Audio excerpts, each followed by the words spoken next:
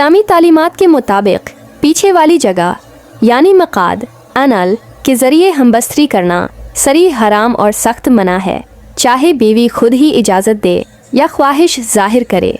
शरी हुक्म हज़रत अब्दुल्ला बिन अब्बास रज़ी अल्लाह इन्हा से रवायत है कि नबी ने फरमाया, अल्लाह इस पर लानत करता है जो औरत से इसकी पछली जगह में मुबाशरत करे। सुनन अबू दाऊद हदीस 1 से 1 है। क्या जायज़ है? अगर बीवी पीछे से कह रही हो तो इसका मतलब जिस्मानी पोजीशन हो सकता है, जैसे डॉगी स्टाइल पोजीशन, पीछे से लेकिन शर्मिगाह में। दुखूल ये शरई तौर पर जायज़ है जब तक दुखूल सिर्फ अगली जगह फ़र्ज शर्मगाह में हो। अगर बीवी की बात का मतलब पोजीशन है तो आप इस तरह अमल कर सकते हैं।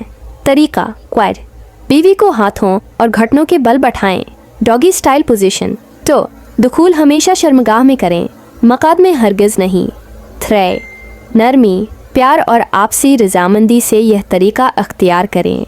4, अगर बीवी तकलीफ़ महसूस करे तो फ़ौरन रख जाएं। याद रखें, मकाद में हमबस्तरी सख्त गुनाह है, चाहे बीवी की इजाज़त हो या खुशी।